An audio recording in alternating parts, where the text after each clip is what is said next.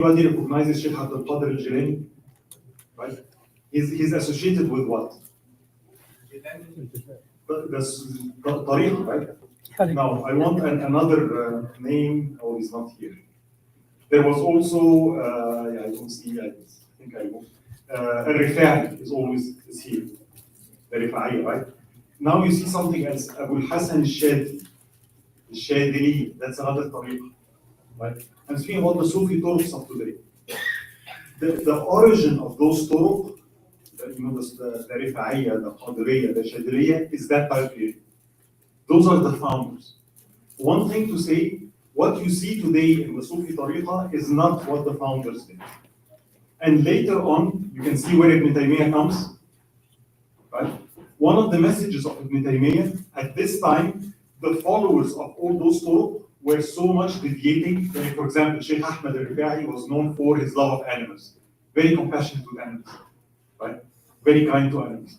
By the time of Ibn Taymiyyah, the followers of Sheikh Ahmed al-Rifa'i are doing what? They're wearing snakes.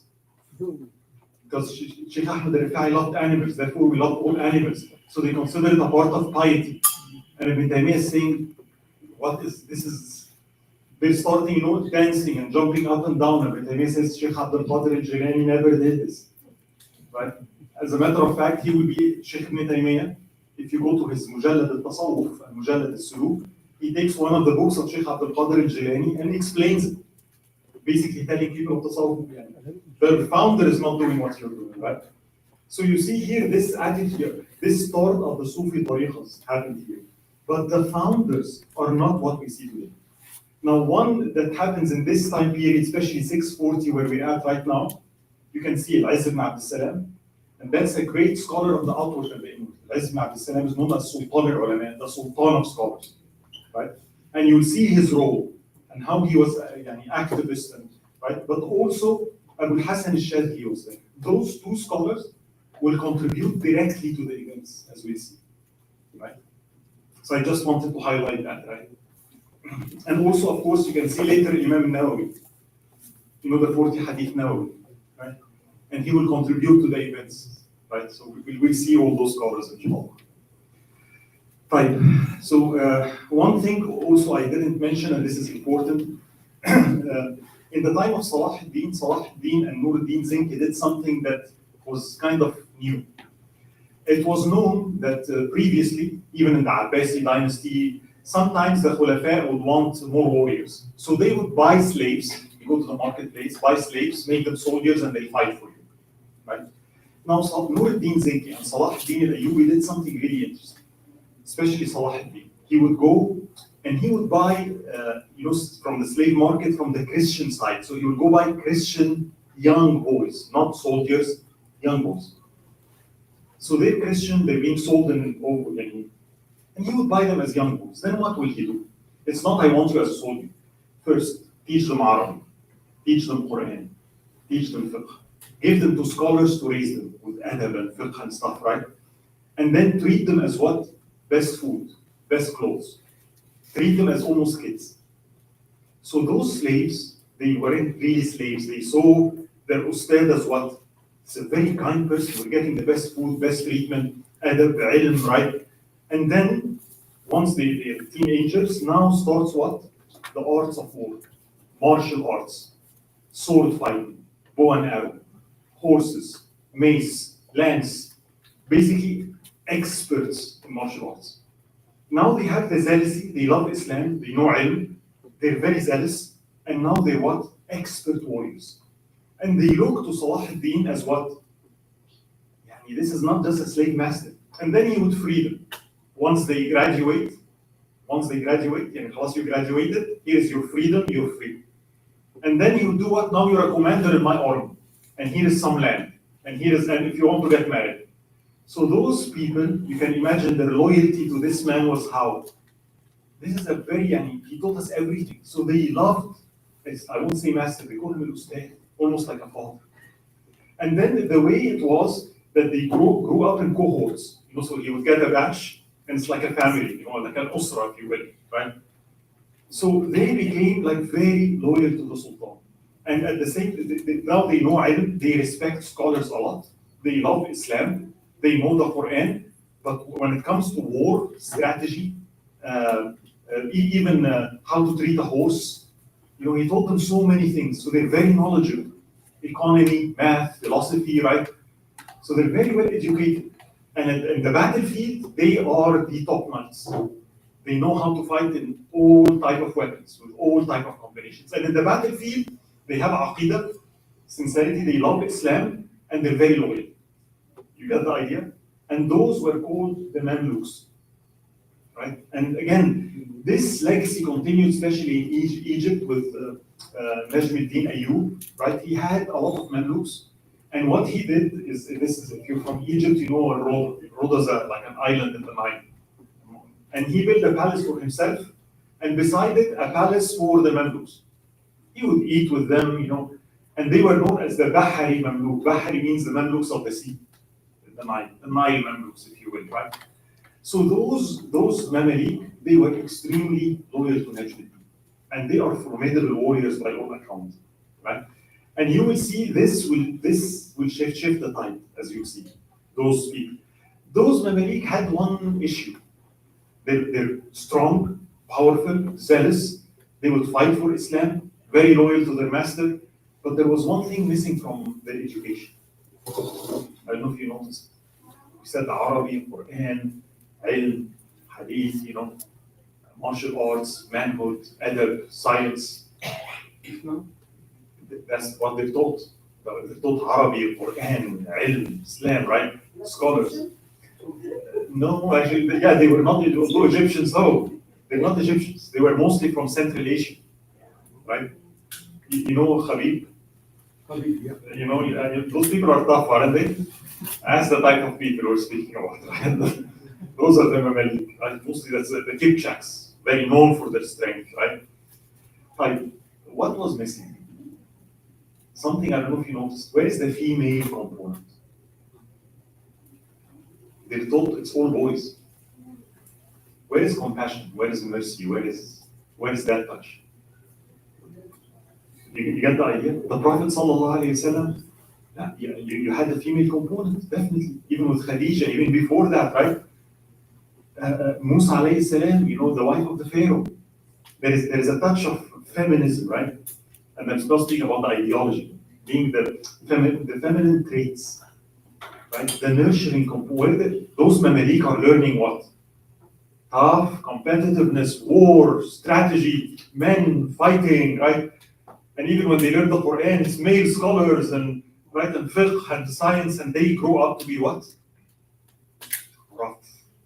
So in the battlefield, there is no concept, I beat you, I destroy you. They were very rough and tough. They're very competitive in nature, right? So they lacked a little bit in terms of empathy, compassion, They were known to be what? Rough. And you will see that, right? And even with each other, as we'll see later, they're competitive in nature, right?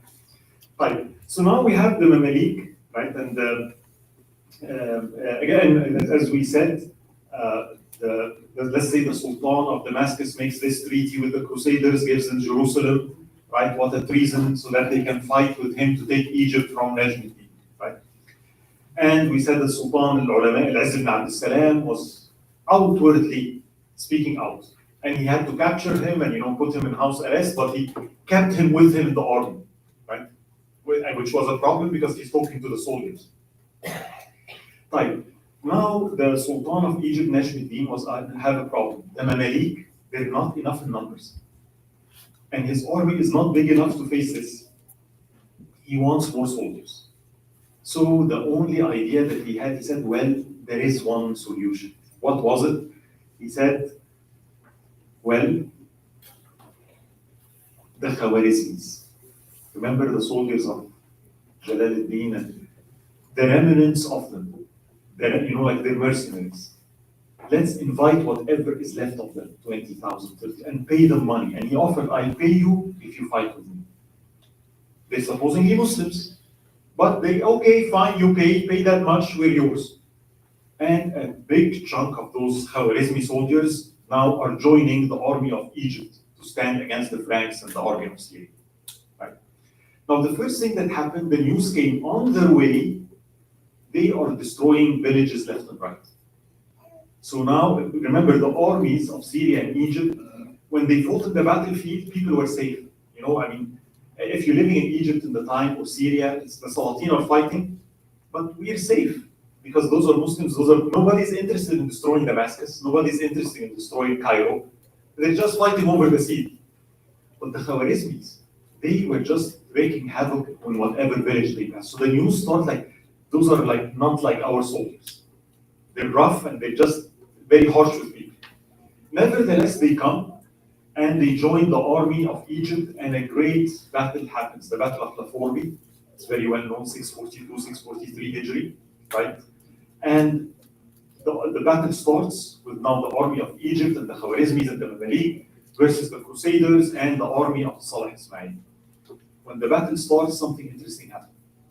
The Muslim soldiers of Sham split, joined the army of Egypt, turned against the Crusaders, surrounded the Crusaders, and the Crusaders found themselves in the middle. Everybody is against them.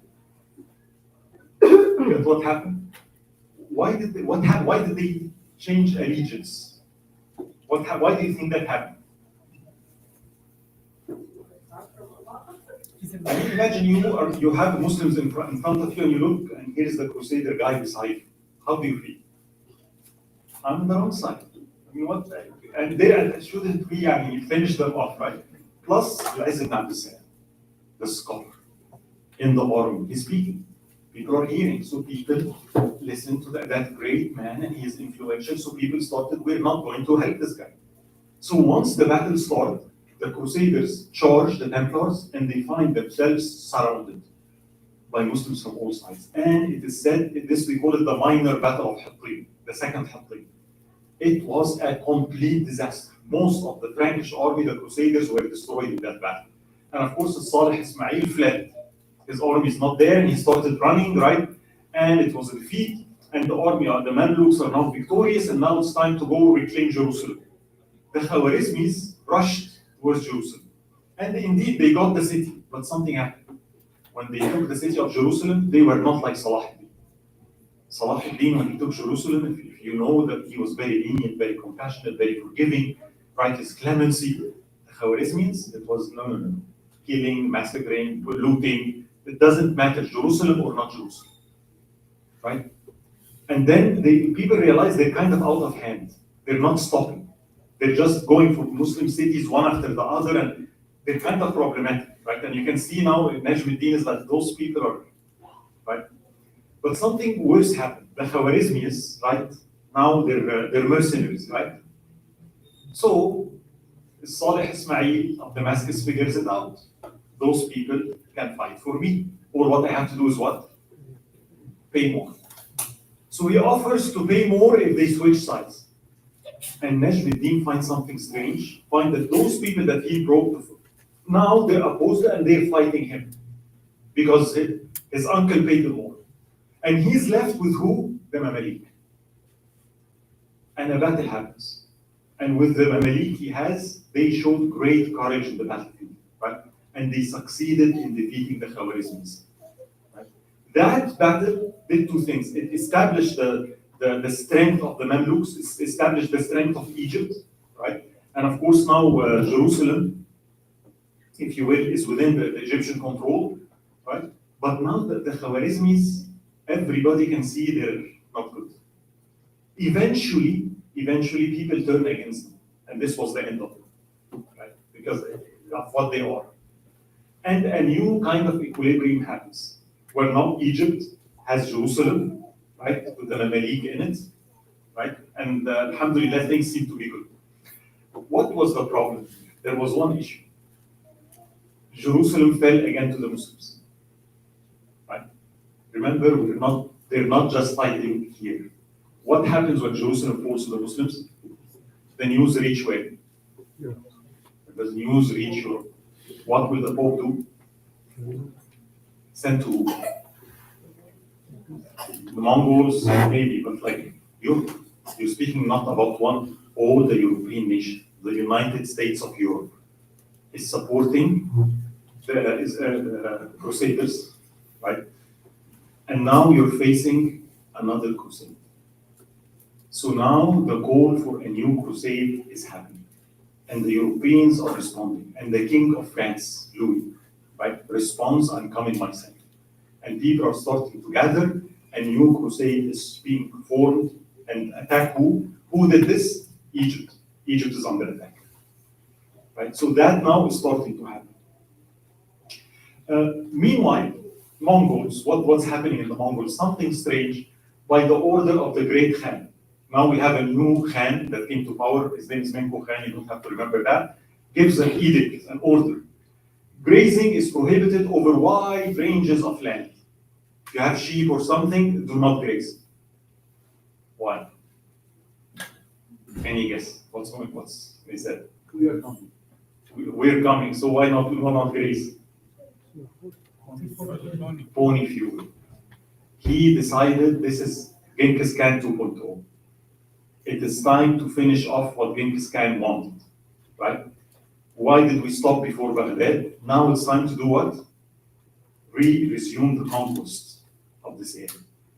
Now remember, the Abbasi Khilafah is what? In his eyes, so he's preparing an army of 200,000. How many ponies?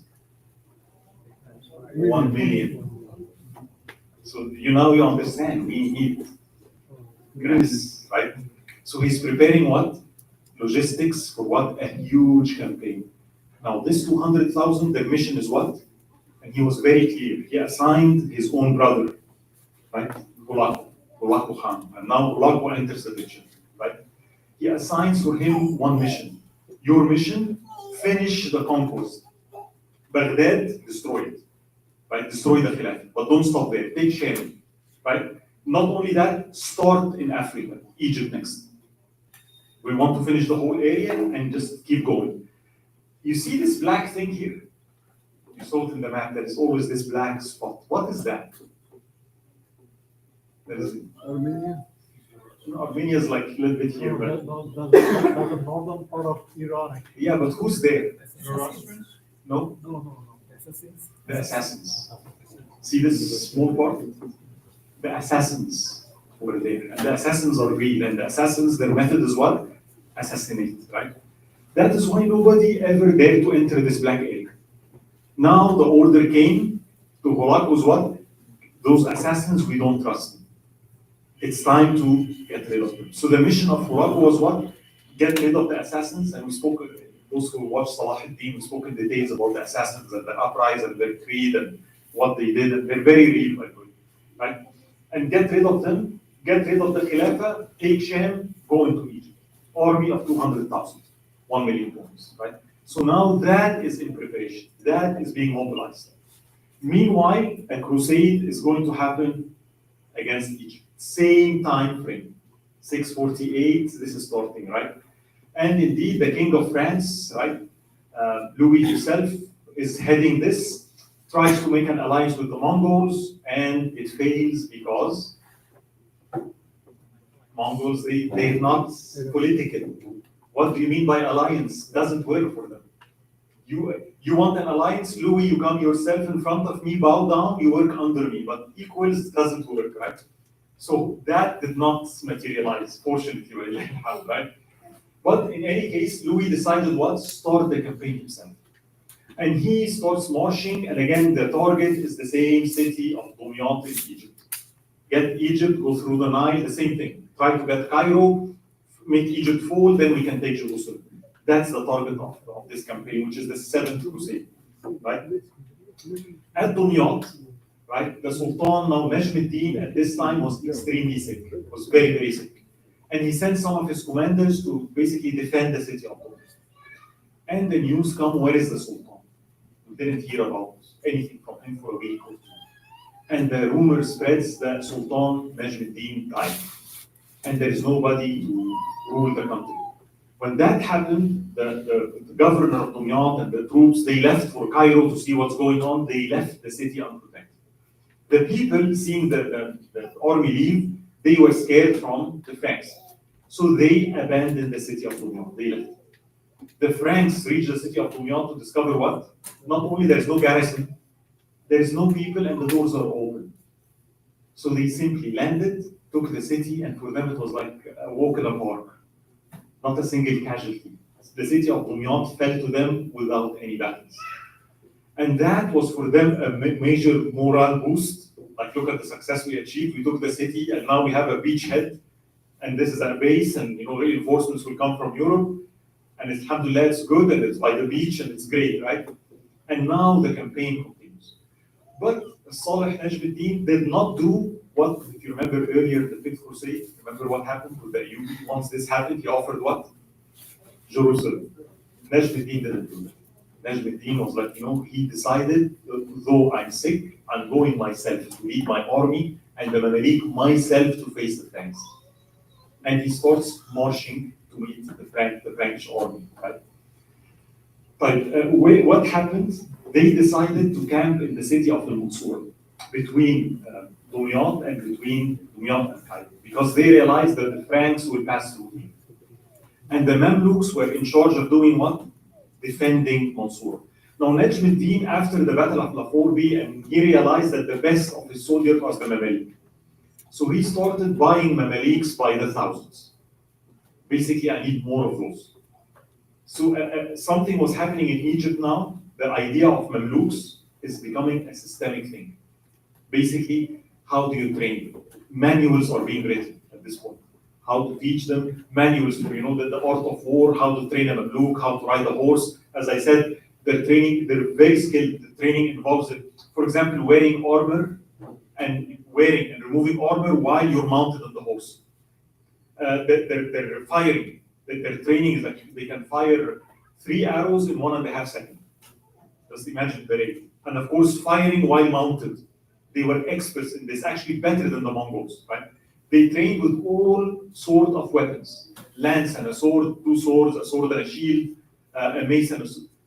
They were experts in close hand-to-hand fighting with martial arts.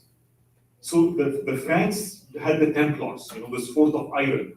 And the reputation was you never want to fight close hand with one of those.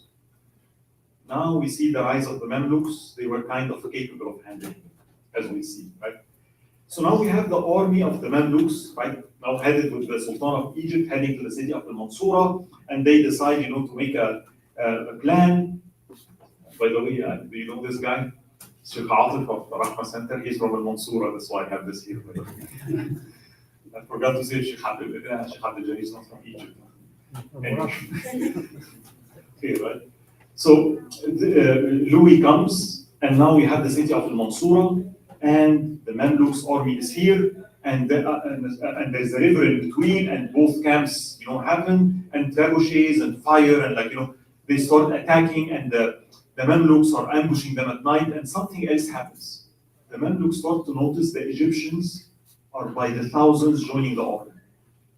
A lot of Egyptian volunteers, even farmers, and what are they doing?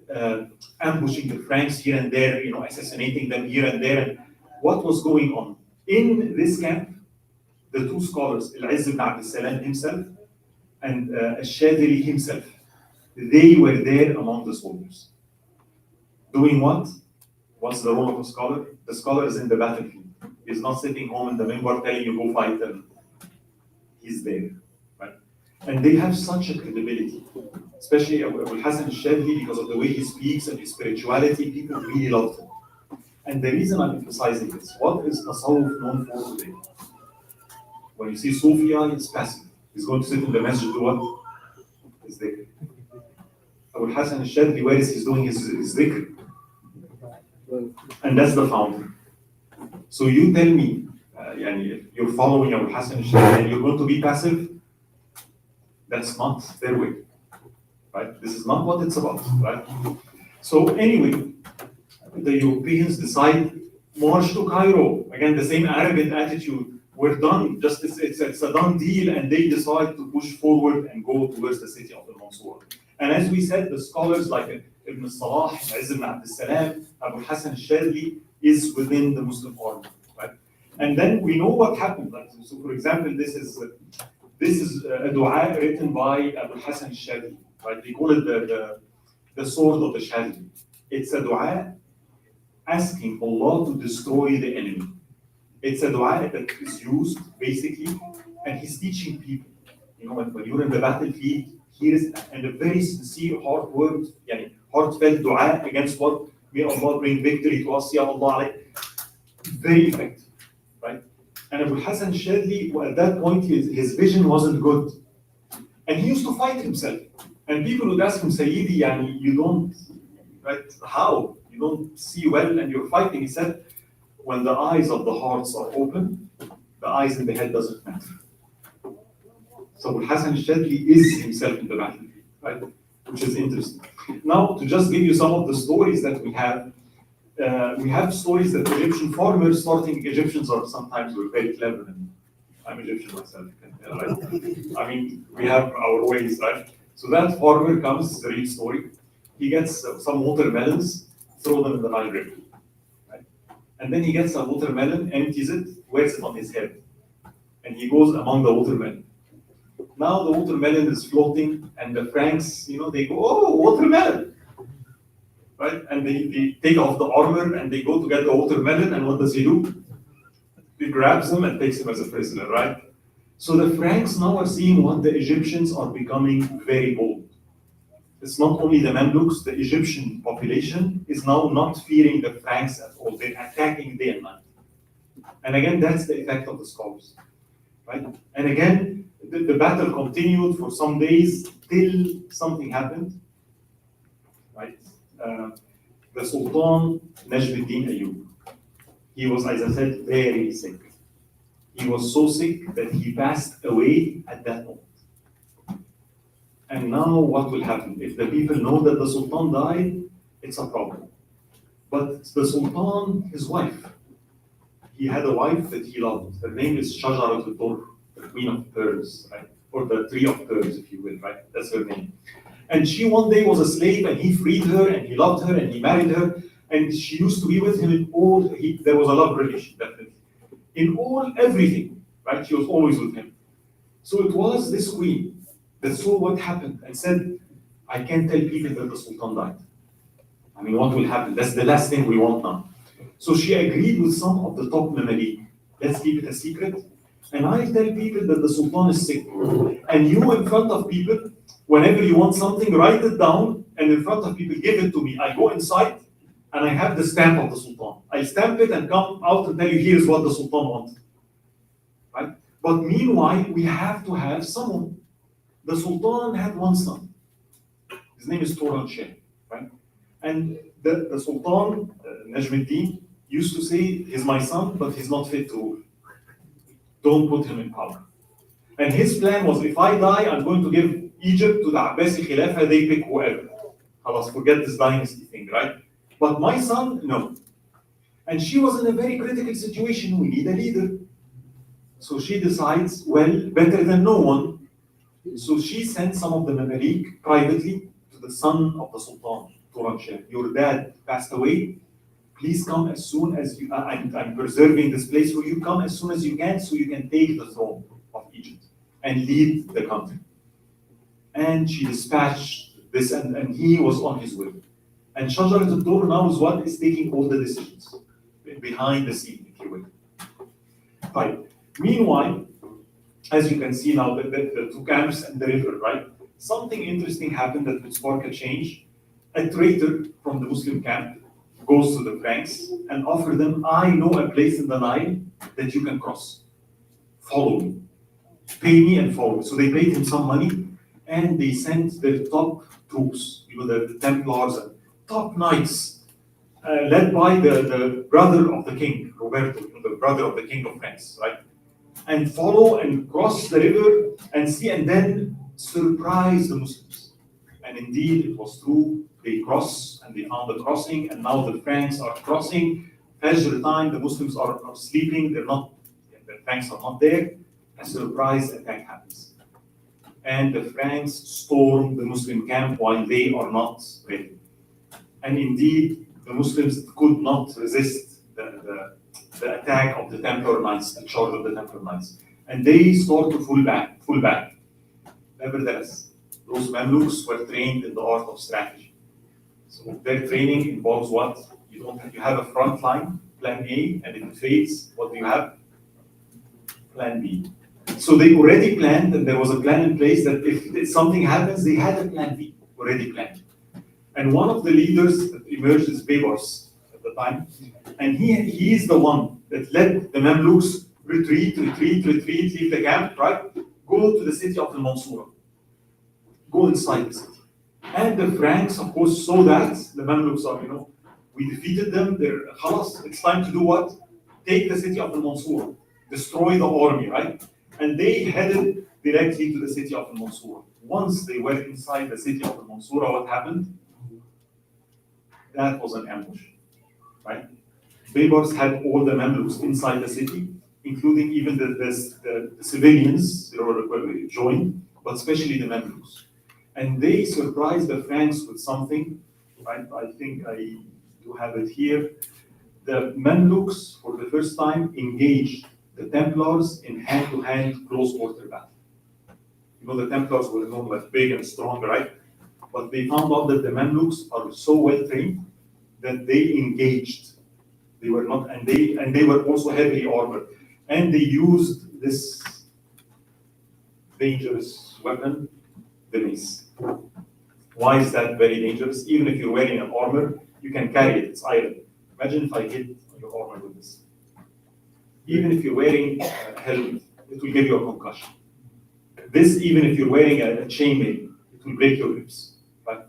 So they went into close hand-to-hand combat, and they were so well trained that the result of this battle, the whole Frankish expedition, all the knights that followed, none escaped, including Roberto himself. All of them perished. And now the Mamluks appear out of the city, and it's time to charge. And they do a counter-attack, and they charge the lines of the king himself. And the king sees those Mamluks now running, and battle happens, and he had to pull back. And the Mamluks on his tail. And he realizes it's a defeat. So I need to retreat back to the city of Dumyat, right? And the king barely escapes, starting to make a retreat towards the city of Dumyat. The Mamluks chasing. In Fariskor, another battle happens, and the Mamluks surround the Franks, and they destroy the army of the Franks. They surround them to the extent that the king himself, the king of France, fell a prisoner to the Mamluks. The Seventh Crusade was a complete disaster. It completely fell in its face. The leader, the king of France himself, now what? Is a prisoner of the Mamluks, the Muslims, right? And the Crusaders were completely surrounded. And terms was now negotiated. You don't only give back Dumyat, we need 1 million dinars to release the king, with a promise not to attack us again, right? So the Seventh Crusade ended up as a disaster. And the Mamluks, you can now see that they appeared as what?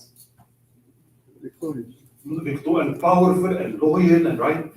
And now Turanshah comes to power, right? And the Mamluks did what they did. And Shajarat al-Durr is like, I preserved the throne of your father, and I preserved it for you, right? And here Turanshah take and lead. And then things look good, right? But then they discover something. They discover why his father said he's not fit. The first thing he does, he goes to Shajarat al-Durr. Who are you? You're a slave. Where is the jewels that my father gave you? Where is the money of my father?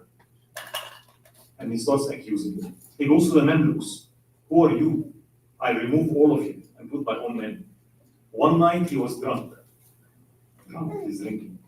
And as he's drunk, he takes his sword, goes to the candles of the palace, and starts shocking them. He says, like this I will do with the Mamluks. Here goes Baybars.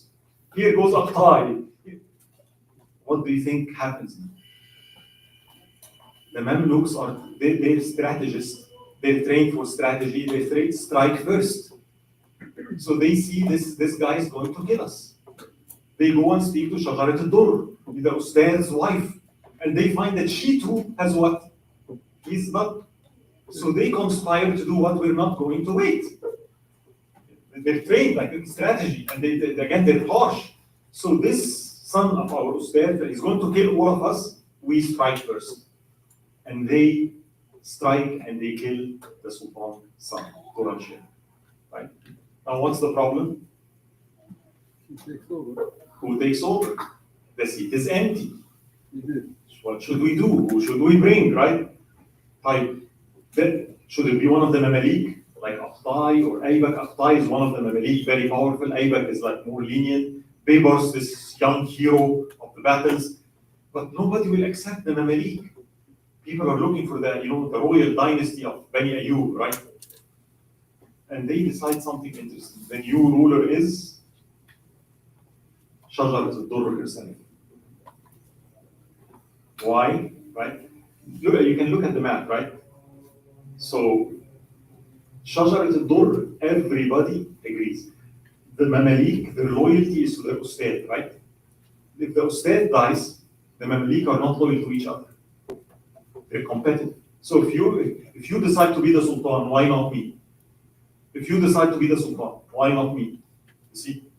So they will not agree except on what? Someone they all respect. And she will be in the front. So they agreed that Shajar al-Durr would be the queen of Egypt. And for the first time since long time, we have a queen ruling, Muslim queen ruling Egypt, right? Shajar al-Durr, right?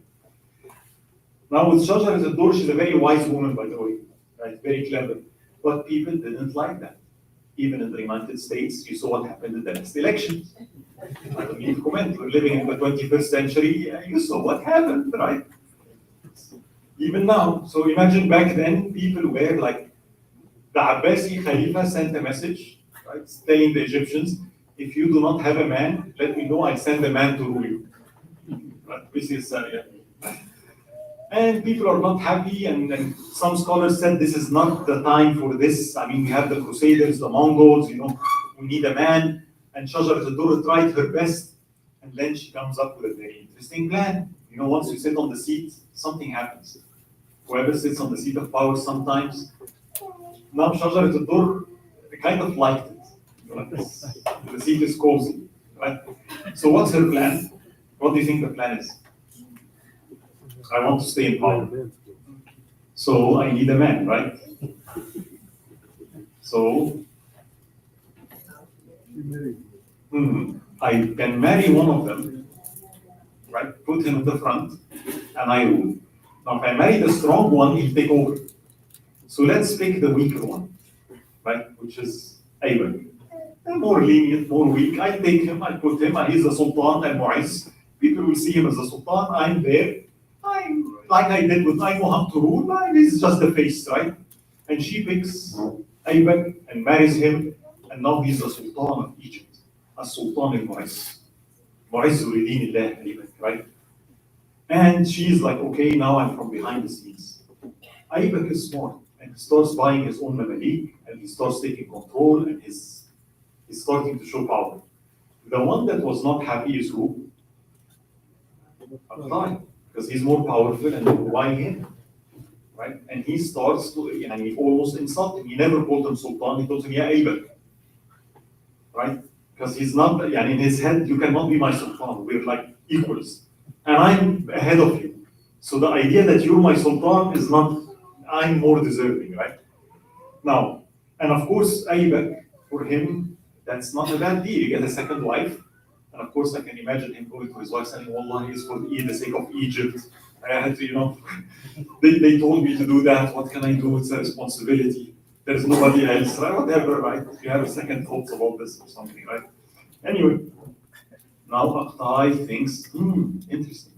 This is how you get the throne. You get married. What if I, right, get married to an Ayyubi princess? I can contact the Ayyubiyin in Sham, find a young, princess, get married to her, and now I have royal blood, and and then he announced that he's engaged to an Ayyubi princess and he's going to get married, and he told Aybak, prepare a place for me in the palace, for me and the bride. Now what do you think Aybak will think? What does that mean? Rebellion, right? So again, those are Mamluks. Mamluks are not, they kill by intention, which is a bad thing. So he figured that's an attempt to overthrow me, and that's treason. So what does he decide to do? Attack first, right? So he calls Aqtai to the palace, to negotiate and get rid of Aqtai. Right? Here goes Aqtai, and he is in power now by himself, right?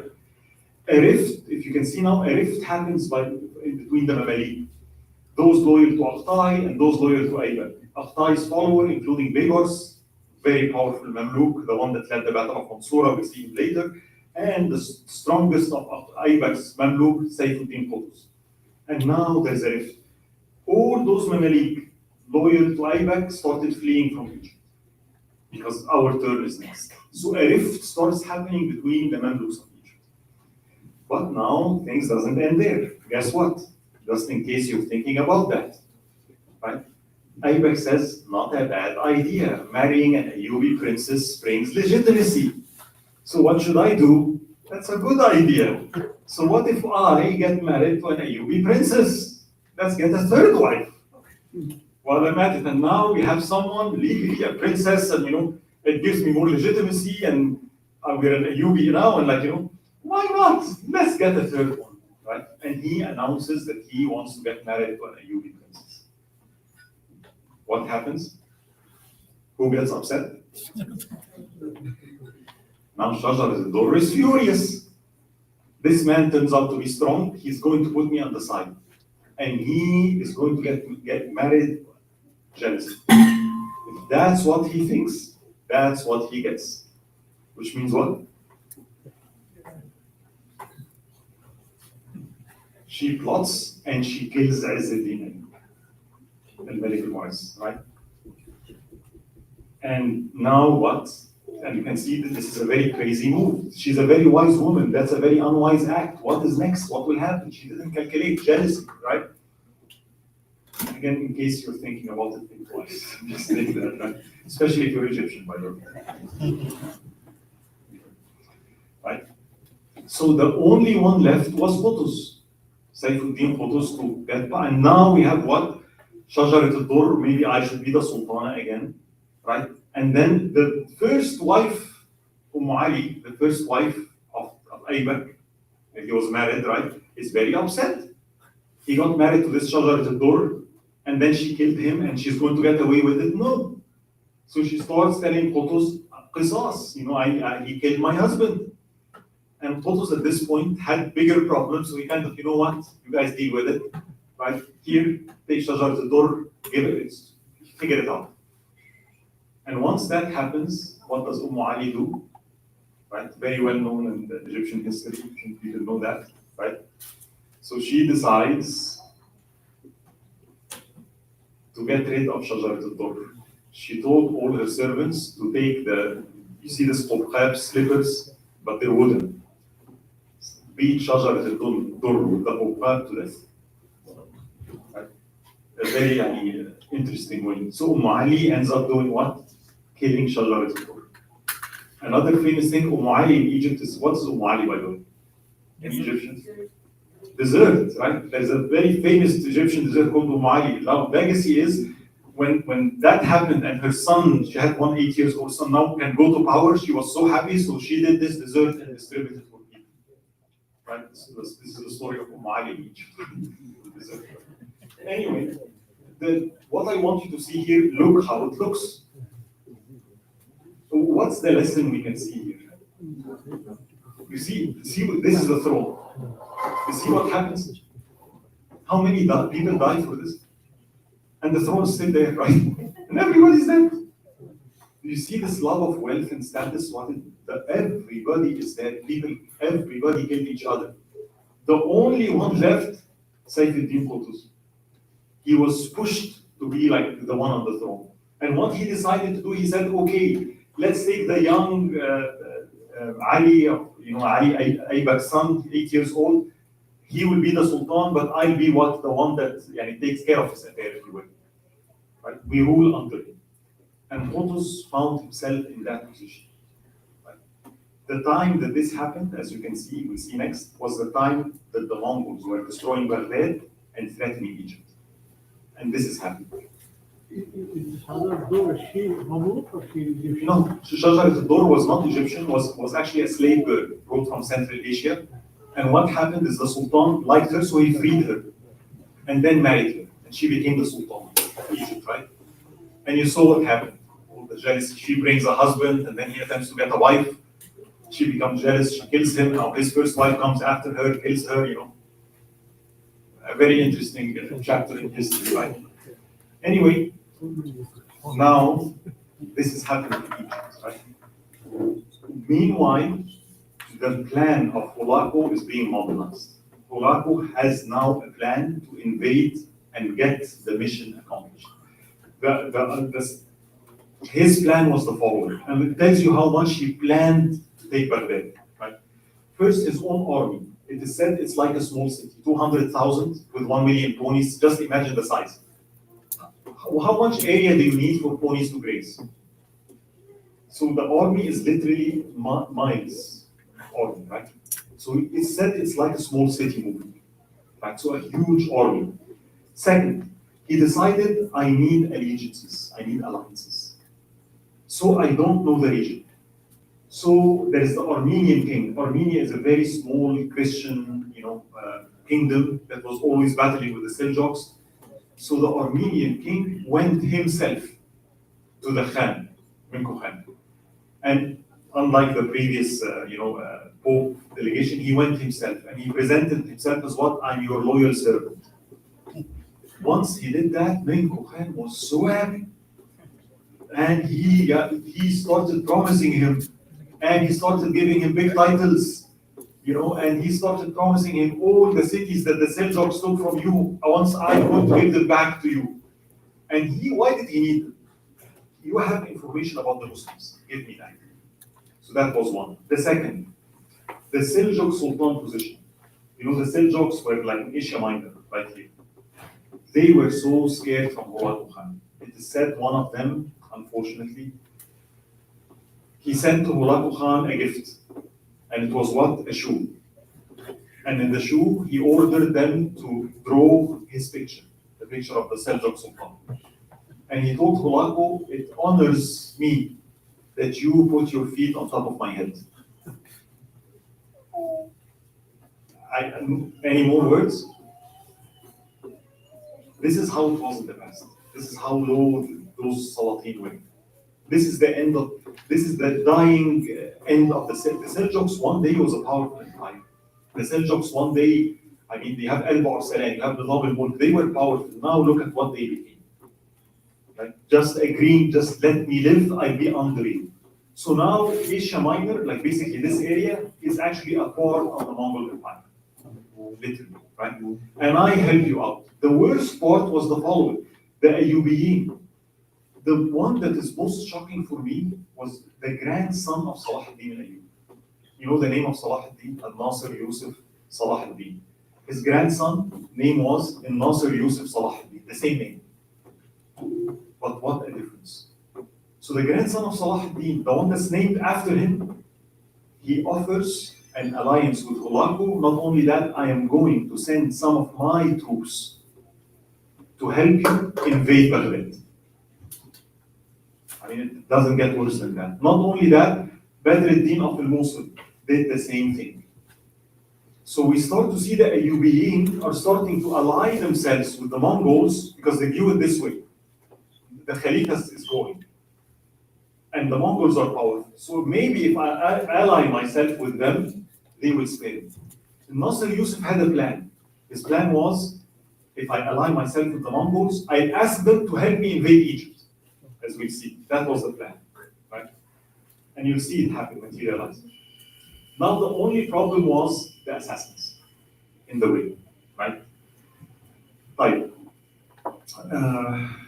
I'm just going to. By the way, one other thing. Yes, the Mongols also built alliances with the Crusaders, especially the ones in Antioch.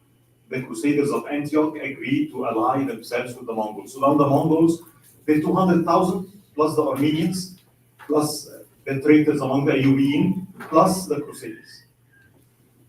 Things are not looking good at all. Now, and this is, remember what we said about the Ayyubiyin? You see now what happens here? How they changed. Those are the descendants of Salah ad-Din. You're allying yourself with the Mongols against the Khalifa. Who would do that? the grandson of Salah ad-Din himself would do that. I mean, just think about it. Subhanallah, what an irony. Now, a second phase of psychological warfare started spreading. The Mongols started doing what? Raids to remind the Muslims of the brutality of the Mongols. Raids started happening in Iraq with what? Massive destruction and brutal killing. And now terror statements. Mongols don't know defeat. Mongols women fight as effective as their men. Mongols eat anything including human flesh. And people, again, they started to get reminded of what happened in Samarkand and Bukhara, and your turn is next. So that now is spreading among especially the Muslims in Iraq, unfortunately, right?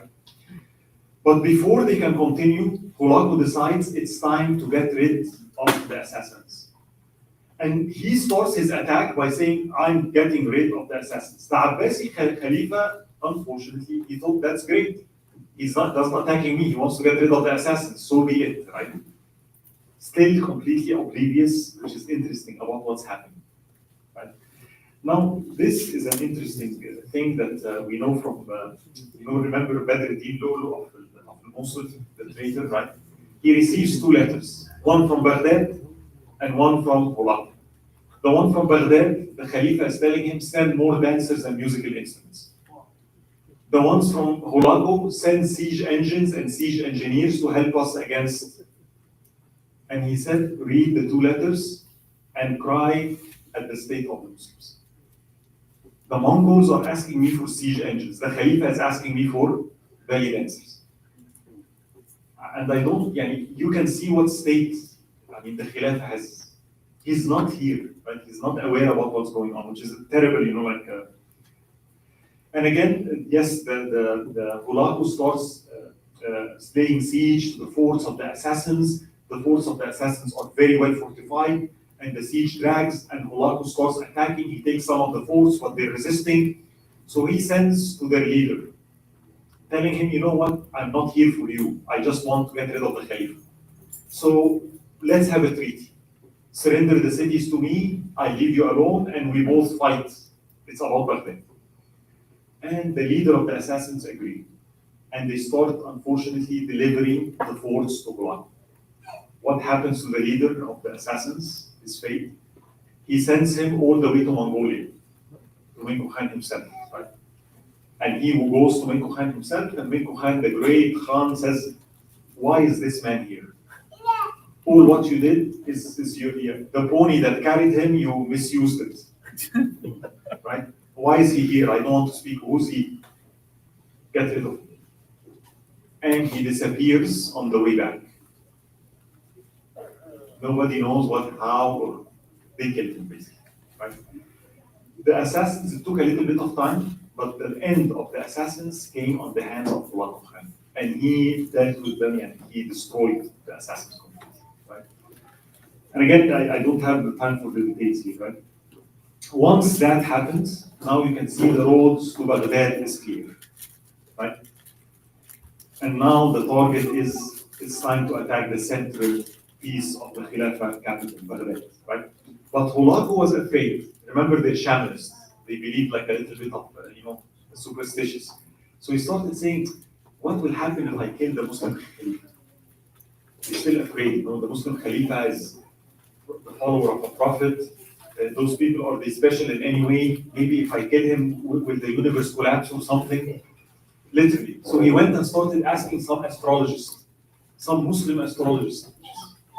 And they started doing what? They started, if you kill the Khalifa, all the ponies will die. If you kill the Khalifa, the plants will not grow. If you kill the Khalifa, the universe, disasters will happen. And he was like kind of, unfortunately, one of the people, the wazir of the assassins, his name is Nusayr al-Din al-Tusi, which agreed to work with Hulagu. Right? And he used philosophy, and he was of the Ismailis, of the assassins. He asked, and he answered, who told you that? This is a joke. Of course, nothing will happen. And he told him, look, Umar ibn Khattab, which is better than this Khalifa, was killed and nothing happened. Uthman ibn Affan was killed and nothing happened. Ali ibn Abi Talib was killed and nothing happened. Hey, Al-Hussein, the grandson of the Prophet was killed and the universe didn't collapse. So nothing will happen if you kill the Khalifa. And now Hulagu was, okay, Now we can continue. Right? He starts by sending a letter to the Caliph. Right? And this is the letter from Hulagu Khan, the Caliph of the Muslims. Right? And he tells him, undoubtedly, it has reached your ears through your both private and public channels what has happened to the world at the hands of the Mongol armies since the time of Genghis Khan. You have learned of the humiliation that befell of the Khwarizmis, the Seljuks, and others who were once great possessors of power. Yet the gates of Baghdad were never closed to any of those groups.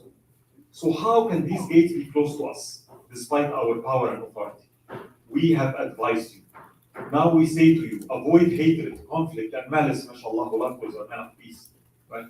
And do not attempt to stand in our way, for you will only tire yourself in vain. Nevertheless, what has passed. You now demolish your forts, fill the trenches, hand over your kingdom, and come to meet us. If you obey our command, there will be no hatred or malice, and we will preserve your rule and your army and your people. If you do not heed our advice and choose the path of opposition, prepare your army in a battlefield, for we are ready to fight you. Know that if I become angry with you and lead my army to Baghdad, you will not escape me, even if you ascend to the sky or hide in the depths of the earth. If you wish to save yourself and your family, listen to my advice. Otherwise, you will see what the will of God shall be. Right? Now, the response of the Khalifa. Right? Khalifa responding to Hulagu Khan. And notice the response here. The Khalifa, oh, you foolish adolescent man. You don't know who you're speaking to, right? Who wish for a short life and who have been deluded by the favor of fortune and the aid of circumstance, imagining yourself as the ruler of the world, believing your words to be a decree and an unshakable command. Why do you ask me of something you will never find with me? The prince knows that from east to west, from kings to beggars, from the elderly to the young, all who believe in God and follow religions are my servants and soldiers under my command. When I decide to act, I will begin by settling Iran, then move to the lands of Turan, placing each person in their rightful place. At that time, the face of earth will be filled with turmoil and unrest. This is the Khalifa that gathered 800 soldiers. Completely, and you can see, completely, he doesn't know what he's speaking about, right? But that's how he thinks, right? That he's the Khalifa of the Muslimin, and with his word, things can change, right?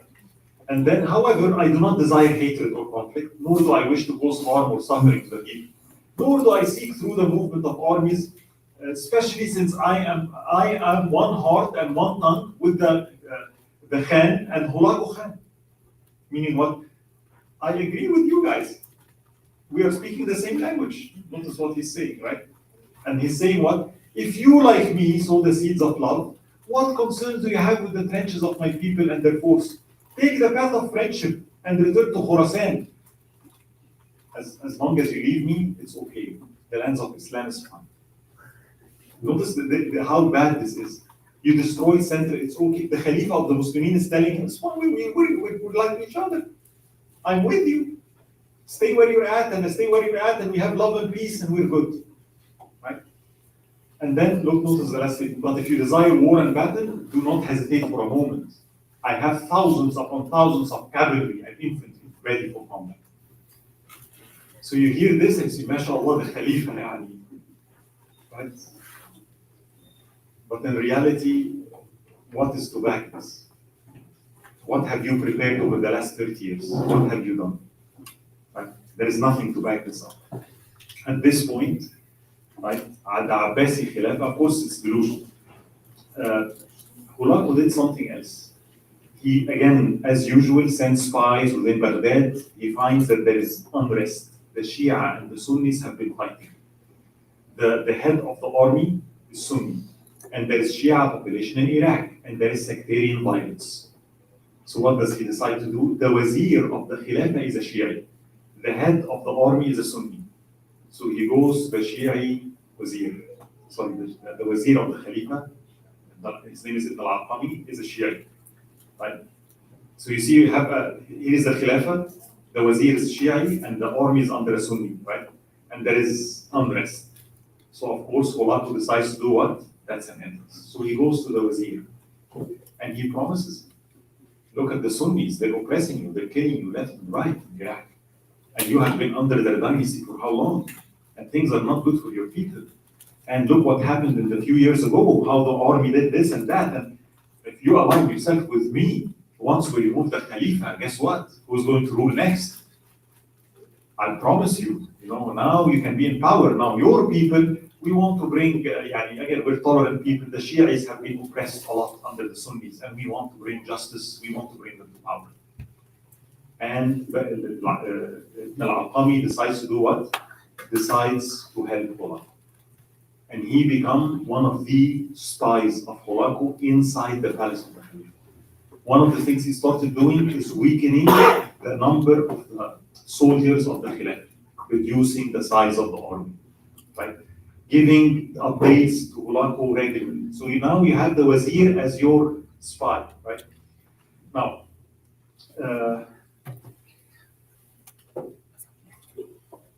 this interesting thing is that 200,000 are marching towards Baghdad.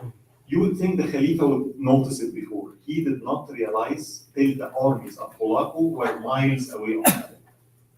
And you can see what happened. What happened is they marched from everywhere. You have 200,000. The Armenians came, the Kurds came, the troops from Damascus, the Yubi troops came. Holako sent forces from different directions, and all of a sudden, Baghdad is completely surrounded. And the Khalifa finds himself in reality now. He's in Baghdad, isolated, and everybody, more than 200,000, is surrounding. What is the next move?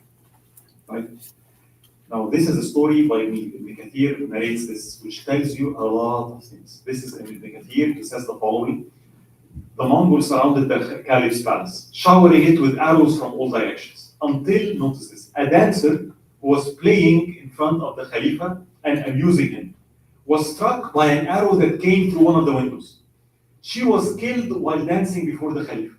The Khalifa was deeply disturbed and terrified by this incident. The arrow was brought before him, and on it was written, notice the psychological warfare, and notice this truth of this statement. When God wills to enforce his decree and destiny, he takes away the minds of the wise till his decree befalls them. You understand the statement? Right. Now the Khalifa was so upset, and upon seeing that, the arrow came and killed them, and he decided, what is the decision? This is narrated by Ibn Kathir. Increase precaution, and please put curtains around the Caliph palace so that nobody will get killed.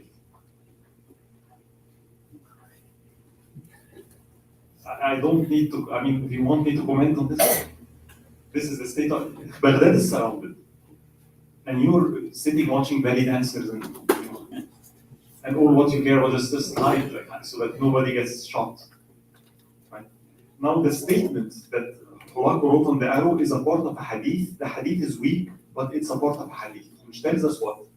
The Mongols are using the Quran and hadith against the Muslims, right? Which is interesting. Right? Some people do that nowadays also. Right, what now? So the Khalifa gathers everybody. What should we do? And his wazir says, surrender. Holako was a peaceful man of peace, a man of his word. Surrender, it's going to be fine. But his commanders, right, decides to do what? No, we will fight. We have the army of the Khilafah. We go out to meet Holako's army, and he goes with jihad. Yalla, jihad fi sabilillah. After what? And they open the gates, and the army of Baghdad comes out, 10,000. And what happens? They meet the army of Holako al-Anbar, and I don't need to tell you what happened in that battle. 10,000 versus 200,000. It was a complete disaster, and they were wiped out. Right? And the commanders barely escaped and returned back to the palace. Now, what is next? And the Khalifa reluctantly was told by his wazir, there is only one wise move. The city is going to fall. So you go out by yourself to meet Holako and offer to surrender the city. I've already talked to Holako, and he is willing to listen. I can mediate between both of you. He's a reasonable man. He's a man of his word. He's a man of peace. So negotiate with him, and we'll have peace in the Middle East. Right? So again, the Khalifa's delegation decides to do what? Let's go out meet Hulagu. And Hulagu said, fine, of course, absolutely. Come out, come with your delegation and meet me, and of course we can have peace. As a matter of fact, you know what? We can intermarry. Maybe you can marry my daughter, and one of my princes marry your son, and we can have this joint thing, and great, right? The empire is great, and you can retain your seat under our rule, and we'll negotiate the terms. And the Khalifa, he comes out with 700 of the top scholars, top qada, top people, the minds of Baghdad. This is the delegation that's going to meet Hulagu so that they negotiate face to face and sign the treaty. Once they reach Hulagu's camp, what happens? They tell them, oh, wait, 700 meeting Hulagu, it's too much. Pick 17. The rest, just wait here on the side. Right? And 17 go to meet Hulagu. What happened to the rest? They're all killed. Right? And then the 17 people go to meet Hulagu. And it goes to meet Hulagu. And the Khalifa discovers the reality of the situation. This is no negotiation. This is what I'm dictating my conditions. You have no room to say anything. So he said, first of all, the people that fought us, Sulaiman Shah and Mujahideen, those people that led the attack, you have to deliver them in front of me. Second, now Ibn al-Alqami wrote a list of all the Sunni scholars in Baghdad. They all come out. What do you think is happening? And you see what Al-Alqami is doing? We get rid of all those scholars of Baghdad. We just get, and then the Shia is, will take it. And you can see the sectarian. Who does it serve? For God's sake, what is this, right? And this happened. And the scholars came out, and they were all killed. Right? And the leaders that attempted to resist came out, and they were killed. And at that point, the Khalifa was told, there is no room for any negotiation. This ordered them to open the gates of the city. We're entering back. Right? Once that happened, this is also very sad. Hulagu meets the Khalifa, and he tells him, what is this? We heard about Muslim hospitality. We are your guests, and you are not showing any hospitality to us. What is he asking? Where are the treasures? Where? Right? And the Khalifa goes and he gathers gold and silver and gives it to them and says, no. Those are the treasures on top of the earth. We will get those anyway. I'm speaking about the treasures you hid under the earth. Because the Khalifa had a secret safe, if you will, buried all the treasures of the Abbasis. And indeed, he went and he showed them. And gold, silver, gems, hidden from years and decades, the treasures of Bani Abbas, if you will. And he shows this to Hulagu. Hulagu, upon seeing this, he tells him the following. He says, all this money, and he tells, if you had spent this money on your men, you would have prepared an army. And today they would have fought for you. But because you kept this money here, there is no one to fight for you. And you are in this position. You loved money, and you forgot about men. You cared about collecting wealth, and you did not care about people and this is why this is happening. You deserve it. Right? What happened next to the Khalifa was, okay, we don't want to spill the blood of the Muslim Khalifa because maybe something happens. Instead, having those thoughts, right? Something might happen in the universe because he's the Khalifa of the Muslims, but we need to get rid of him. So what does he decide to do?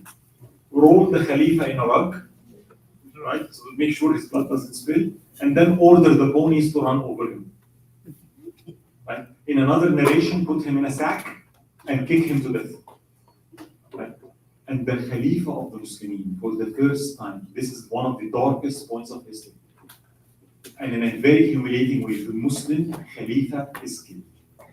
The enemy of Islam reached the capital of Khilafah. And the Abbasi dynasty is threatened. And now Baghdad is open. And Hulagu announces Baghdad is open for loot. Basically, do whatever. This was one of the worst massacres in history, especially Muslim history. Baghdad was the biggest city in the world at the time, 2 to 3 million people. What the Mongols did in Baghdad, the city, they said never recovered from that. Right? First, killing is, I mean, people say between 1 to 2 million people died. 1 million. I just want you to 1 million. I'm not speaking yani 100,000 or 10,000. 1 million. It's blood everywhere. Women, men, children, everybody was killed. Who was safe? The Christians. Why? Hulagu's wife is a Christian. So the Christian population in Baghdad was safe. But all the Muslims were killed. Right? It was a grand massacre. The books, the library of Baghdad, as you can see, was destroyed. They took the books from the library, they throw it in the river. Narrated by many historians, the books were, Baghdad was the biggest library in the world, literally, at the time. And those Mongols, they did not pay attention to the value of books, of knowledge, so they just throw it in the river. To the extent it built a bridge, you can cross the river, and the ink of the books were so much that the river water turned into blue and black from the amount of ink spilled in it. Right? And it was a disaster by all measures. Now, after this massive destruction of people, and after 40 days, they said they had to stop because what of an epidemic? So many bodies. So Hulagu gave an order, stop killing, let whoever remains of the Muslim hiding come out. Their mission, bury the people that are dead. Whoever remains. Now we need a new ruler for Baghdad. Who is he? The Wazir, Ibn al-Arqam. But when you read how he was treated, they said the soldiers of the Mongols used to insult him. He thought he's going to be what? He was zero. He was treated as a servant. Nobody gave him respect. And interestingly enough, a month or two, Ibn al-Arqam dies. His son becomes the next one. A month or two, his son dies. What do we gain when we chase, when we lose our values and we trade off? We all end dead. What good did that do him? Right? But the interesting part was the reaction in Europe. Europe was, oh, the Khilafah is gone. Now the Mongols are depicted as what? The saviors of Christians. And oh, this is a prince, and now romanticized. And now what? Oh, we have to make an alliance, and good news, you know, the Muslims are being swept, khalas, it's done. So Europe was excessively happy with this news. Right?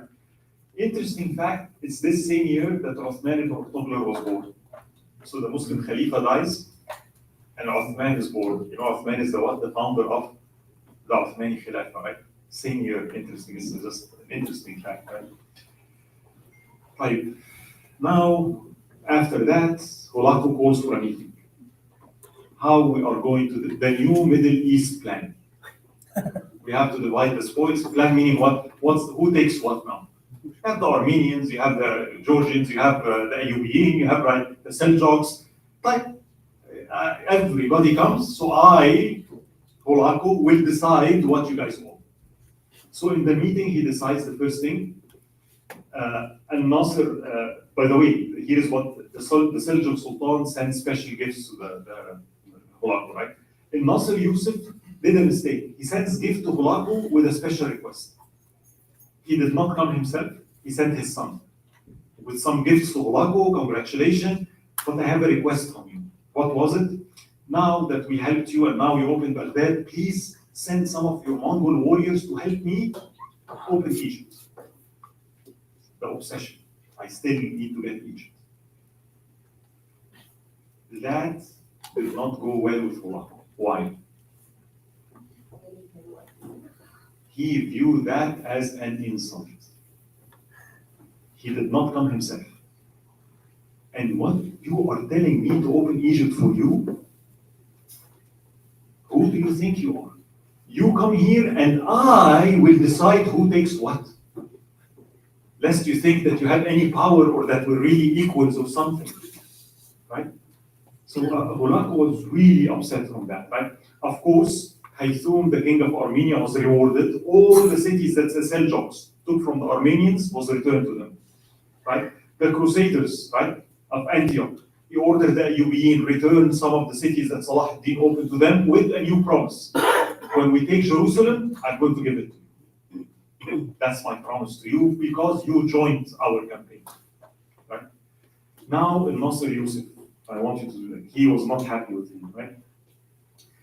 So I'll return to this later. I just want you to. He sent a letter to Nasser Yusuf. I want you to read the letter carefully. Let it be known to the king al-Nasr that we descended upon Baghdad in the year 656 and conquered it by the sword of Allah Almighty. He conquered Baghdad by the sword of what? بسيف الله تعالى. That's what he mentions, right? إنا نزلنا على بغداد وقهرناها بسيف الله تعالى كما قال الله في كتابه إن الملوك إذا دخلوا قرية جعلوا أعزة أهلها أذلة. And he quotes the Quran, right? It's very interesting, right? And we brought forth its Khalifa. وسألناه عن كلمات. And we asked him about certain things, and he lied.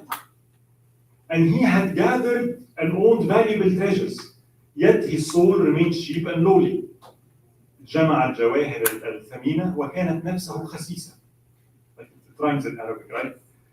As he gathered wealth and treasures and cared less for his men and soldiers. We asked him some questions to which he did not respond favorably. For this, he deserved punishment, as Allah stated in the Quran. Indeed, Allah will not change the condition of people until they change what is in themselves.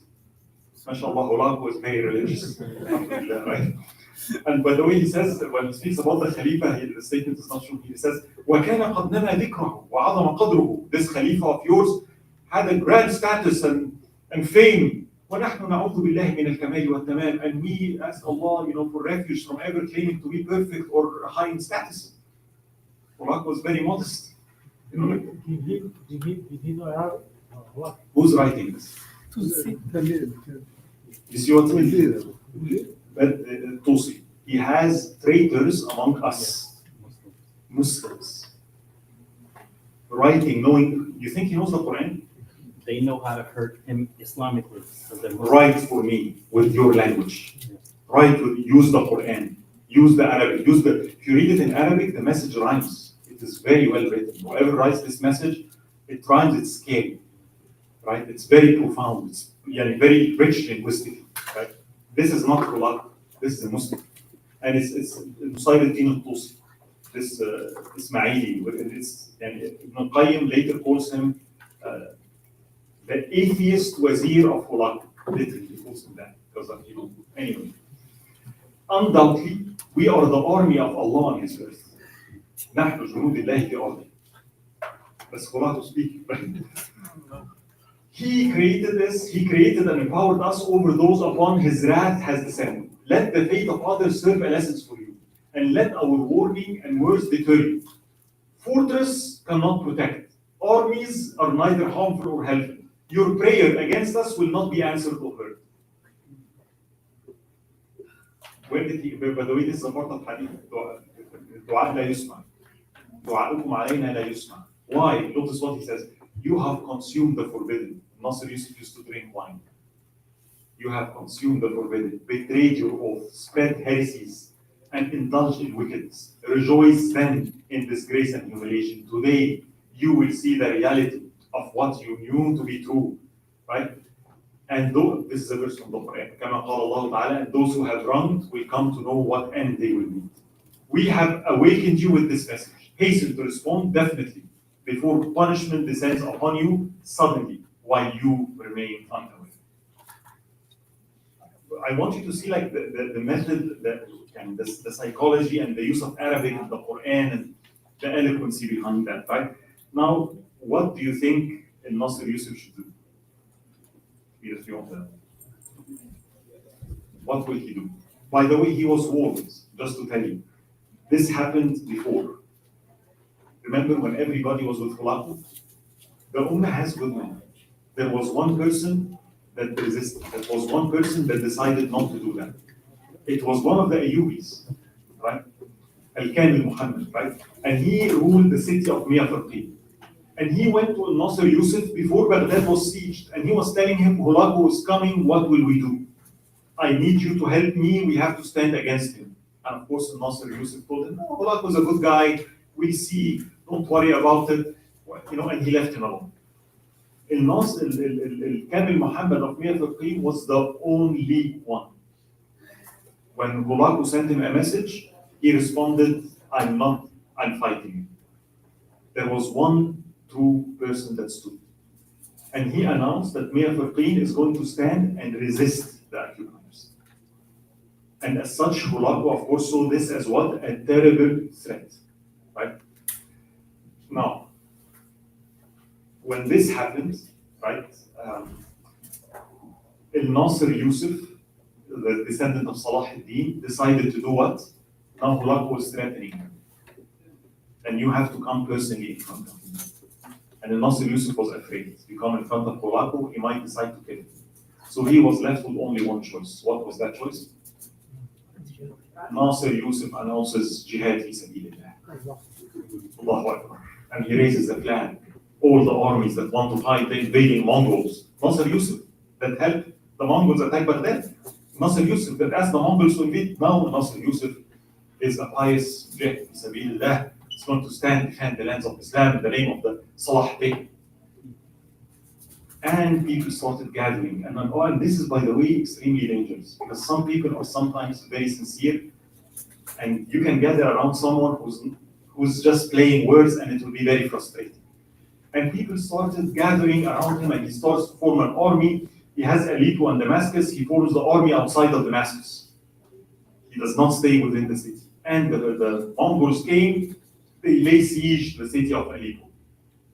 And Nasir Yusuf does not move. He waits. And Aleppo is surrounded. Then the news comes. The city of Mir Fakhrin, after almost a year, the city fell to the Mongols. The Mongols took them 1 year to take that one city from the Muslims, Mir Fakhrin. When the Mongols entered the city of Mir Fakhrin, they decided to do what? How many people do you think they killed in Mir Fakhrin? Give a number. Zero. What else? 500,000. What else? They killed 70 people. Why 70? This is the whole population of Mir Fakhrin. 70. Everybody was dead because of what? Hunger. They surrounded the city of Mir Fakhrin for 1 year. No Muslim sent them any food. When they took the city, they found that the population, there is only 70 people. They killed everyone except the leader, Kamil Muhammad. They sent him to Hulagu. This is the man that attempted to resist. What does Hulagu do? He crucified him. And again, the brutality. He would ask the soldiers, cut some of his flesh and feed him his own flesh. Because I want him to be alive. So he would force him to eat himself. Till he died months later. And you see the gruesome, and then he made it what a point, just show him to all the Muslim cities. Here is what happens to those who attempt to resist. Big difference. But this, by the way, Kamil Muhammad, this is a hero. He's a Muslim hero, literally. Because he did not give up. He did the right thing, despite being surrounded by those. Nasir Yusuf, what do you think will happen to Nasir Yusuf, by the way? Hulagu will end up killing him. But what a difference between Kamil Muhammad and Nasir Yusuf. And now Nasir Yusuf decides to do what? He's staying in Damascus. The news of the fall of Mir Fakhrin came. Aleppo decides to surrender, and the Mongols walk in Aleppo and destroys the city. At this point, their next station is Damascus. They took Baghdad, the capital of the Abbasids. This is now Damascus. And Nasir Yusuf decides to do what? Escape. And he runs. And he runs to the desert. And all the troops around him are left with no leader. And Damascus is left with no army to protect. The army withdraws. And the people in Damascus makes dua against him when he's leaving. May Allah get you wherever you are. You're leaving us for what? As food for the Mongols. And Nasir Yusuf escapes. And Damascus at this point goes, the only choice they have, go to Hulagu before he comes. Offer him the keys of the city and ask for peace. And they go to Hulagu, offer him the keys of Damascus, just spare us. Hulagu very happy, and he agrees, and something interesting happened. He receives a request from the Crusaders and the Armenians. let us enter the city of Damascus. I don't know if you see why, because the rivalry. They could never take Damascus in times of Nuruddin and Salah. And now what the city of Damascus sees, they open the doors, the Mongols open, the Franks enter the city, raising a cross, insulting the religion of Muhammad publicly, and saying that the false religion has disappeared and the true religion prevailed. And they walk with wine, throwing it on Muslims everywhere. They go into the masajid, throw wine everywhere, and nobody can speak. Those are the dark events of one of the worst chapters in history. Sham fell. The Mongols not only took Baghdad, now Sham fell to their hands. And the next step is what? Jerusalem and Egypt. Right? I think it's time for. So what will happen next? How will the resistance happen? How will the tide change? Now, this is the worst point. You will see the shift, the recovery of the Muslim people. How will, can you think that's recoverable at this point? It's like if you are living in the time, well, خلاص. It's like there's nobody left to recover. Nobody left. That's what you say to Al when he was saying condolences for Islam. And look at the leaders, look at the Muslim leaders. They're the problem. One man, Mia Farqeen, one city resisted 1 year. Where are the rest of the cities? You know, that's the problem. So we'll see what happens, inshallah, maybe after another 30 minutes and tomorrow.